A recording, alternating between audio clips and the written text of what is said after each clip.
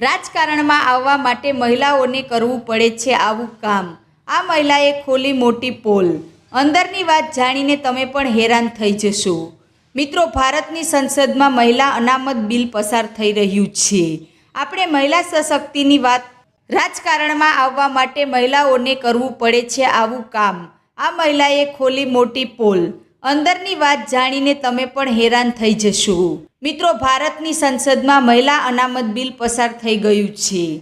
આપણે મહિલા સશક્તિકરણની વાતો કરીએ છીએ, પણ શું તમે ક્યારેય વિચાર્યું છે કે એક સામાન્ય મહિલા માટે રાજકારણના ઉંબરા સુધી પહોંચવું કેટલું મુશ્કેલ છે? સોશિયલ મીડિયા પર હાલમાં સીમા ગોવિંદ જેવી અનેક મહિલાઓના એવા ખુલાસા વાયરલ થઈ રહ્યા છે, જે સાંભળીને તમે ધ્રુજી જશો. શું ખરેખર રાજનીતિમાં આગળ વધવા માટે મહિલાઓએ નેતાઓના બેડરૂમમાંથી પસાર થવું પડે છે? આજે આપણે આ વિષયના ઊંડાણમાં જઈશું અને જાણીશું કે સત્ય શું છે. સીમા ગોવિંદના ખુલાસા. મિત્રો, તાજેતરમાં સોશિયલ મીડિયા પર વાયરલ થયેલા એક વિડીયોમાં સીમા ગોવિંદે દાવો કર્યો છે કે રાજકારણમાં 90% મહિલાઓ આપો અને લોના ફોર્મ્યુલાથી આગળ વધે છે. સીમા ગોવિંદના ખુલાસા. મિત્રો, તાજેતરમાં સોશિયલ મીડિયા પર વાયરલ થયેલા એક વિડીયોમાં સીમા ગોવિંદે દાવો કર્યો છે કે રાજકારણમાં 90% મહિલાઓ આપો અને લોના ફોર્મ્યુલાથી આગળ વધે છે. તેમનો અનુભવ કહે છે કે જ્યારે કોઈ શિક્ષિત મહિલા રાજકારણમાં આવવા માંગે છે ત્યારે તેમની કાબિલિયત જોવાને બદલે તેમની પાસે શારીરિક અપેક્ષાઓ રાખવામાં આવે છે. તેમણે પૂર્વ ગવર્નર અને મંત્રીઓના નામ લીધા વગર ગંભીર આક્ષેપો કર્યા છે કે જો તમે સમજૂતી ન કરો તો તમારું કરિયર કે તમારો વ્યવસાય ખતમ કરી દેવામાં આવે છે. શું આ દરેક મહિલા સાથે થાય છે?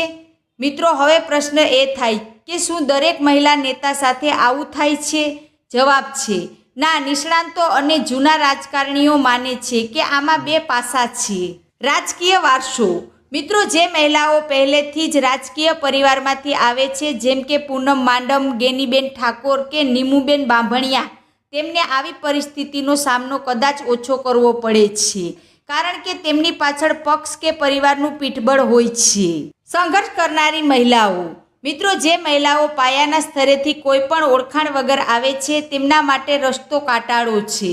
પક્ષમાં ટિકિટ મેળવવા માટે કે સંગઠનમાં પદ મેળવવા માટે ઘણીવાર ગંદી માંગણીઓ કરવામાં આવે છે.